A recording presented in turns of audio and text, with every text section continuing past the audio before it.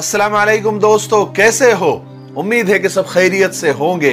अल्लाह आप लोगों को ऐसे ही खुश रखे। आज मैं आपको एक बहुत सबक आमोज किस्सा सुनाने जा रहा हूँ। हजरत जुनैद बगदादी रहमतुल्लाह अलैह का किस्सा।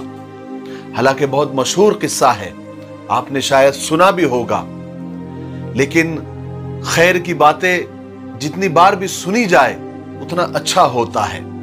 तो अगर आपने ये किस्सा सुना है तो भी सुनिए, और अगर नहीं सुना है तो फिर तो जरूर सुनिए।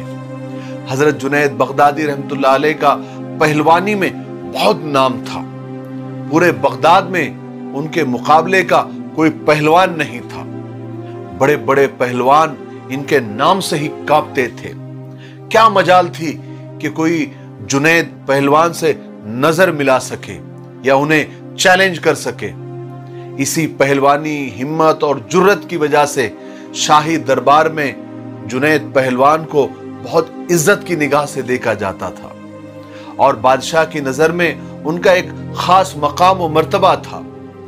एक मर्तबा हजरत जुनैद बगदादी बादशाह के महल में वजीरों के साथ और बादशाह के साथ बैठे कुछ काम कर रहे थे या कुछ बातें कर रहे थे। तो इतने में शाही महल के दरवाजे पर किसी ने दस्तक दी।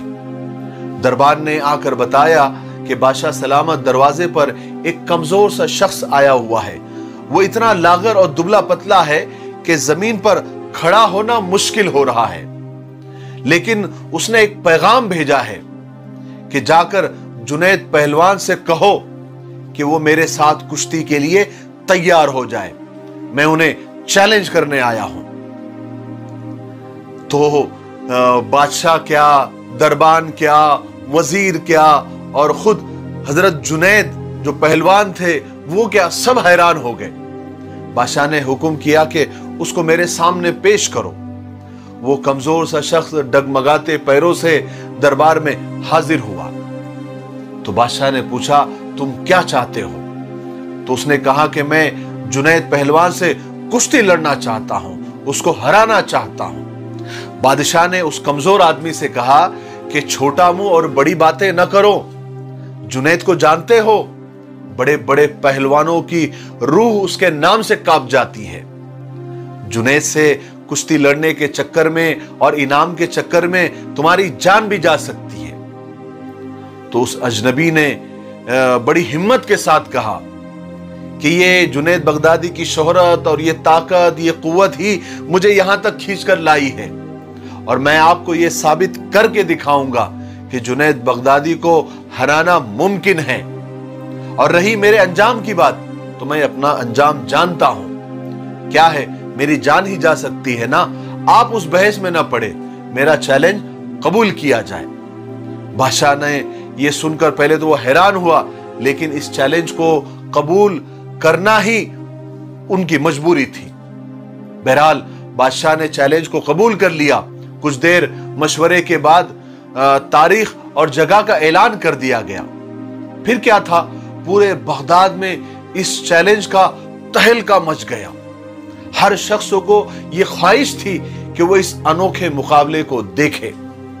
तारीख जैसे जैसे नजदीक आ रही थी, लोगों का शौक बढ़ता जा रहा था, और शौक इसलिए लोगों का बढ़ता जा रहा था कि उन्होंने कभी तिनके और पहाड़ का मुकाबला नहीं देखा था।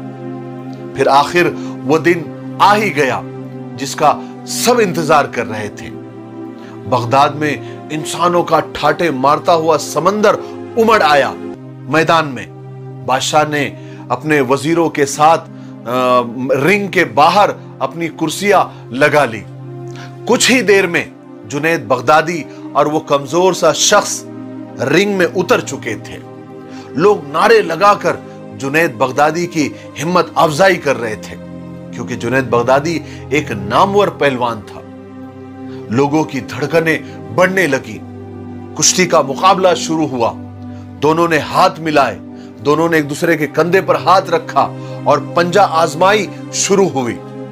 इससे पहले कि जुनैद बगदादी कोई दांव चलते और उस कमजोर अजनबी को जमीन पर पटक देते, उससे पहले उस अजनबी ने जुनैद बगदादी से आहिस्ता से कहा कि ए जुनैद, अपना कान आगे लाओ, मुझे कुछ बोलना है। जुनैद बगदादी ने अपना कान आगे किया। उस अजनबी ने जुनैद बगदादी के कान में कहा कि ए जुनैद, मैं कोई पहलवान नहीं हूं, जमाने का सताया हुआ हूं, मैं आले रसूल से हूं, इन्हें रसूल पाक सल्लल्लाहु अलैहि वसल्लम के खानदान से हूं, सैयद घराने से मेरा ताल्लुक है। मेरा छोटा परिवार कई दिनों से जंगल में भूखा पड़ा है। छोटे छोटे बच्चे भूख की वजह से बेजान हो चुके हैं। मैं सैयद हूं, गैरतमंद हूं, किसी से सवाल भी नहीं कर सकता, हाथ भी नहीं फैला सकता। और मैं तुमको बताऊं, सैयद जादियों के जिस्म पर कपड़े भी फटे हुए हैं, बड़ी मुश्किल से वो अपने तन को ढके हुए हैं, और मैं बड़ी मुश्किल से यहां तक पहुंचा हूं। मैंने इस उम्मीद पर तुम्हें कुश्ती का चैलेंज दिया हूं कि मैंने सुना है कि तुम हुजूर पाक सल्लल्लाहु अलैहि वसल्लम के घराने से बेहद मोहब्बत करते हो। ऐ जुनैद, आज खानदान नबूवत की लाज रख लो। मैं वादा करता हूं कि तुमने अगर आज मेरी लाज रखी तो कल कयामत के दिन मैदान महशर में अपने नाना से कहकर फतह का ताज तुमको पहनाऊंगा। तुम्हारी आज की ये हार कल कयामत के दिन तुम्हारी जीत का सबब बनेगी, और ये तुम्हारी कुर्बानी जाया नहीं जाएगी। हाय हाय, उस अजनबी के ये चंद जुमले जुनैद बगदादी के जिगर के पार हो गए। आंखें भीग गई। सैयदजादे की इस पेशकश को बिना देर लगाए फौरन कबूल कर लिया, और अपनी आलमगीर शोहरत के बारे में भी नहीं सोचा। अपनी आलमगीर शोहरत को खानदान रसूल पाक सल्लल्लाहु अलैहि वसल्लम पर कुर्बान करने के फैसले में एक सेकंड से भी कम वक्त नहीं लगाया। और हजरत जुनैद बगदादी ने सोचा कि दुनिया की इस टेम्पररी इज्जत को खानदान नबूवत की उड़ती हुई खाक पर कुर्बान कर दूं। अगर सैयद घराने की मुरझाई हुई कलियों की शादाबी के लिए मेरे जिस्म का खून कुछ काम आ सकता है, तो मैं मेरे जिस्म के खून के एक एक कतरे को देने को तैयार हूं। फिर क्या था, यह जाहिरी और आर्टिफिशियल मुकाबला शुरू हुआ। दोनों में गुत्थम गुत्था हुई, और कुछ देर तक यह जाहिरी और बनावटी कुश्ती चलती रही। और थोड़ी ही देर में वक्त का सबसे बड़ा पहलवान चारों खाने चित पड़ा हुआ था, और वो अजनबी सैयदजादा जुनैद बगदादी के सीने पर बैठा जीतने का जश्न मना रहा था। पूरा मजमा सख्ते में आ गया। सबकी आंखें खुली की खुली रह गई। लोगों को यकीन नहीं आ रहा था कि इतना बड़ा पहलवान एक कमजोर से आदमी के सामने चारों खाने चित हो गया। लेकिन उस कुश्ती के बाद जुनैद पहलवान का वकार लोगों के दिल से खत्म हो गया। हर आदमी उन्हें हिकारत और जिल्लत की निगाह से देख रहा था। जिंदगी भर लोगों के दिलों में सिक्का जमाने वाला आज लोगों के ताने सुन रहा था। लेकिन वो जानता है और अल्लाह जानता है कि वो ये ताने क्यों सुन रहा था और उसने ये कुर्बानी क्यों दी थी। दूसरी तरफ उस सैयदजादे पर इनाम और इकराम की बारिश होने लगी, उसकी वाहवाही होने लगी। उसने बहुत सारा इनाम जमा करके वो तो जंगल में चला गया। रात में हजरत जुनैद बगदादी रहमतुल्लाह अलैह जब बिस्तर पर आए तो उनके दिमाग में वही उस सैयदजादे के जुमले गूंज रहे थे कि ऐ जुनैद, आज मेरी लाज रख लो, आज सैयद घराने की लाज रख लो, आज अहले बैत की लाज रख लो। कल कयामत के दिन मेरे नाना से कहकर मैं तुम्हारी लाज रखूंगा और इज्जत का ताज तुमको पहनाऊंगा। यही सोचते सोचते हजरत जुनैद बगदादी को आंख लग गई। क्या था, फिर उन्होंने आप सल्लल्लाहु अलैहि वसल्लम की जियारत की, और आप सल्लल्लाहु अलैहि वसल्लम ख्वाब में हजरत जुनैद से फरमा रहे हैं कि ऐ जुनैद उठो, आज तुमने मेरे खानदान के बेटे और बेटियों की लाज रखी है। अल्लाह ने कयामत से पहले ही तुमको और तुम्हारे नाम को अपने करीबी दोस्तों और औलिया इकराम में लिख दिया है। ऐ जुनैद, तुमको मुबारक हो। और रसूल पाक सल्लल्लाहु अलैहि वसल्लम ने जुनैद बगदादी को अपने सीने से लगाया।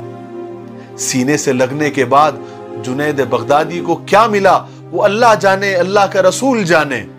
लेकिन जब नींद से बेदार हुए तो दुनिया बदली बदली नजर आने लगी। सब कुछ चमकता हुआ नजर आ रहा था। सारी दुनिया जुनैद बगदादी रहमतुल्लाह अलैह के कदमों में निछावर हो रही थी। यहां तक कि बादशाह वक्त ने अपना कीमती ताज उतार कर जुनैद बगदादी के कदमों में रख दिया।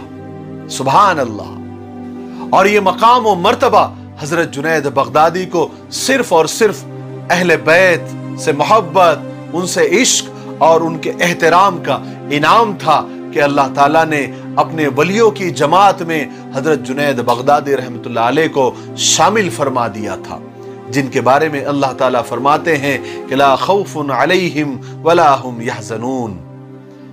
मुझे उम्मीद है कि आपको इस किस्से से बहुत कुछ सीखने को मिला होगा।